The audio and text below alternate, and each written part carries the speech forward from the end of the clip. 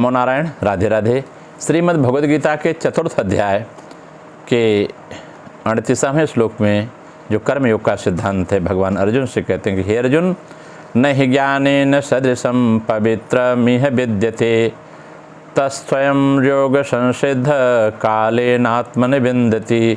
कहते हैं इस मनुष्य लोक में ज्ञान के समान पवित्र करने वाला दूसरा कोई साधन नहीं है। जिसका योग भली भांति सिद्ध हो गया है वह कर्मयोगी उस तत्व ज्ञान को अवश्य ही स्वयं अपने आप में पा लेता है। उसके अंदर जो प्रकट अंदर में सुप्त शक्ति है वह प्रकट हो जाती है। भगवान कहते हैं, इसका भावार्थ निकालें तो कि नहीं ज्ञानेन सदृशं पवित्रमिह विद्यते, कि इस संसार में सबकी सब पवित्रता इस मनुष्य लोक को ही प्राप्त हो जाती है। पवित्रता प्राप्त करने का अधिकार और अवसर मनुष्य शरीर में ही है, अन्य 84 लाख योनियों में नहीं है। ऐसा अधिकार किसी अन्य शरीर में नहीं है। अलग अलग लोकों के अधिकार भी मनुष्य लोक के ही मिलते हैं। संसार की स्वतंत्र सत्ता को मानने से तथा उसके सुख लेने की इच्छा से ही संपूर्ण दोष और पाप उत्पन्न होते हैं। तत्व ज्ञान हो जाने पर संसार की स्वतंत्र सत्ता भी नहीं रहती, तब संपूर्ण पापों का सर्वथा नाश हो जाता है और महान पवित्रता व्यक्ति के अंदर आ जाती है। इसलिए संसार में ज्ञान के समान पवित्र करने वाला कोई और साधन नहीं है। संसार में यज्ञ करना, दान करना, तप करना, पूजा करना, व्रत करना, उपवास करना, तप करना, ध्यान करना, प्राणायाम करना आदि जो भी साधन हैं, गंगा, यमुना, गोदावरी आदि जो भी तीर्थ हैं, अयोध्या, मथुरा, माया, काशी, कांची, अवंतिका, परिद्वारावती तेजव सप्तैति मोक्षदायिका, ये जो मोक्ष देने वाली पुरियाँ हैं, जो भी ये पवित्र करने वाले हैं, परंतु उन सभी में भी तत्व ज्ञान के समान पवित्र करने वाला कोई भी साधन तीर्थ आदि नहीं है, क्योंकि वे सब तत्व ज्ञान के साधन हैं और तत्व ज्ञान उन सब का साध्य है। वहाँ जाएंगे तत्व ज्ञान आपको लेना पड़ेगा, बिना तत्व ज्ञान की उनकी सिद्धि, उनका दर्शन का फल नहीं मिलता। मम दर्शन फल परम अनुपा जीव पाव निज सहज स्वरूपा। भगवान कहते हैं परमात्मा पवित्रों के भी पवित्र हैं।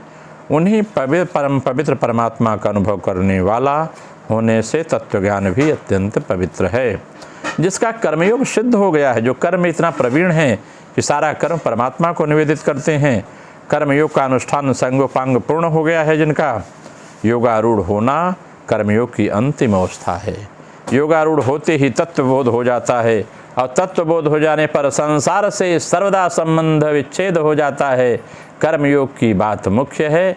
अपना कुछ भी न मानकर संपूर्ण कर्म संसार के हित के लिए करना, अपने लिए कुछ भी न करना। ऐसा करने पर सामग्री और क्रिया शक्ति दोनों का प्रवाह संसार की सेवा में हो जाता है।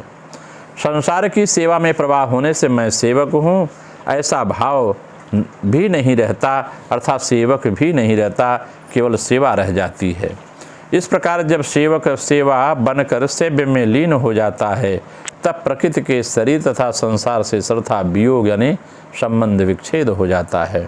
वियोग होने पर संसार की स्वतंत्र सत्ता नहीं रह जाती, केवल क्रिया रह जाती। मुझे करना है, बस नेकी कर दरिया में डाल, ऐसा भाव प्रकट हो जाता है। इसी को योग की संसिद्धि अर्थात सम्यक सिद्धि कहते हैं।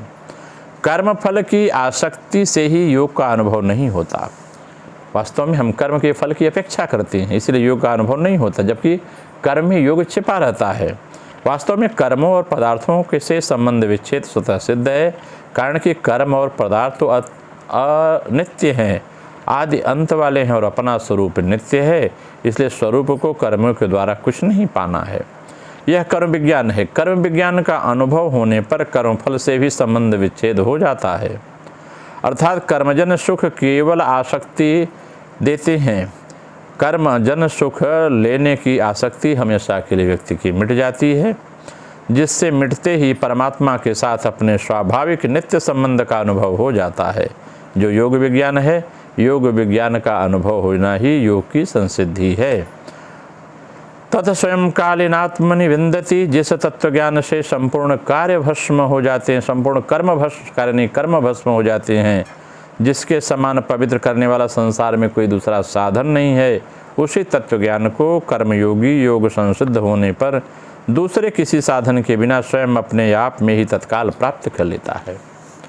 भगवान कहते हैं कि प्रचलित प्रणाली के अनुसार कर्मों का त्याग करने गुरु के पास जाने, वे तत्वज्ञान का उपदेश देंगे, किंतु गुरु तो उपदेश देंगे पर उससे तत्वज्ञान तो हो ही जाएगा ऐसा निश्चित नहीं है, क्योंकि उसके लिए अभ्यास करना पड़ेगा।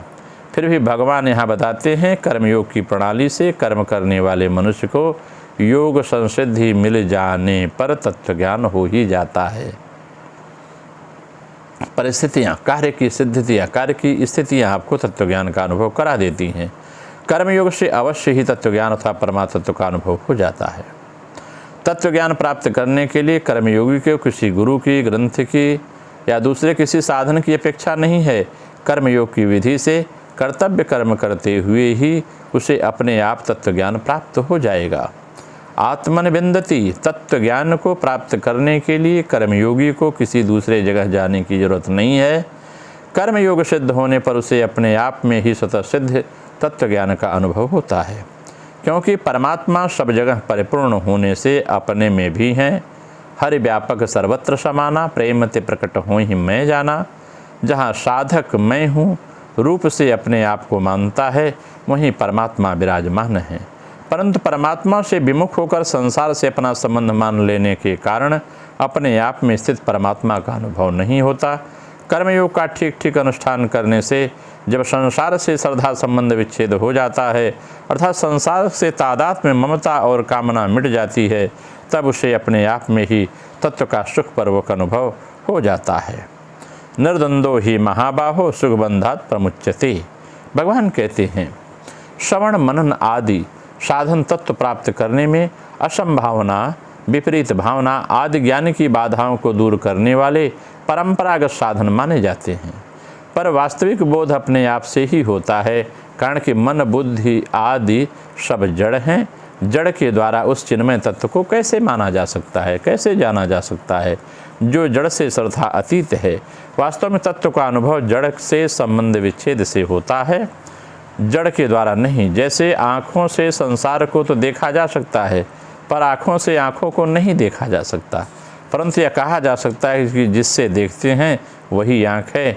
इसी प्रकार जो सबको जानने वाला है उसे किसके द्वारा जाना जा सकता है? विज्ञातार मरे के न विजानियात, परंतु जिससे संपूर्ण वस्तुओं का ज्ञान होता है कि वही परम तत्व है। अगर इसकी हम क्रियायोग के माध्यम से व्याख्या करें तो यह बात और समझ में आती है कि दीर्घ काल तक जब हम तपस्या श्रद्धा पूर्वक नियम आदि का पालन करते हुए तीर्थों में पर्यटन करते करते जब पाप क्षीण हो जाते हैं, मन की भावनाएं बदल जाती हैं, तब ज्ञानोदय होता है। इसलिए हमें तीर्थाटन करना चाहिए और तीर्थाटन करते समय समझना चाहिए कि हमें कितना परिवर्तन करना है, माया से कैसे दूरी बनती है। भाव आपको हर पग पग पर अनुकरणीय करना होगा। सत्य वस्तु का स्वरूप अवगत हो जाता है। प्राणायाम ही परम तपस्या है, इसके द्वारा चित्त शुद्ध होता है, पाप का क्षय होता है। पहले थोड़ी थोड़ी क्रिया करी परावस्था नशा के समान अनुभव तो होती है, परंतु अस्थायी भाव से नहीं रहती। सुदीर्घ काल तक नियम पूर्वक साधना आदि करते करते योग्यता प्राप्त हो जाती है। लमसम 12 वर्ष लग जाते हैं इस तपस्या में, तब क्रिया की परावस्था दीर्घस्थायी होती है।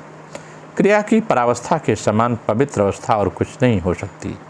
ऐसी शांतिप्रद, ऐसी सब भुला देने वाली अवस्था और नहीं है।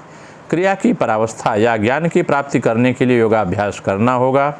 दीर्घकाल तक अभ्यास करने से वह अनायास ही प्राप्त हो जाएगा, परंतु पहले इस अवस्था की प्राप्ति की योग्यता अपने आप नहीं आती। अतः ज्ञान को प्राप्त करने के लिए सबको ही क्रिया योग का अभ्यास करना पड़ेगा। क्रिया योग के अभ्यास के फलस्वरूप मन संकल्प शून्य होकर महास्थिरता में डूब जाएगा। यही आत्म साक्षात्कार और ज्ञान प्राप्ति होगी।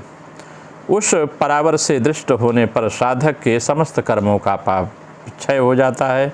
इस प्रकार आत्मा के शरीर डूबते डूबते संसार का मूल बीज अज्ञान जो है समूल नष्ट हो जाता है। परंतु धैर्यपूर्वक साधना अभ्यास के प्रयत्न करना होगा, नहीं तो अधकच्चे फल में जैसे कसाय रस रहता है, उसी प्रकार चित्त में अशुद्ध संस्कार का भाव रह जाएगा। अपवित्र भाव ही काम भाव है। काम भाव के न रहने पर ही मन शुद्ध और परम निश्चिंत होता है। जब तक काम भाव रहेगा तब तक मन शुद्ध नहीं होगा और निश्चिंत नहीं होता है।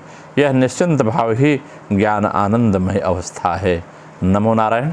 राधे राधे। आप सबका मंगल हो।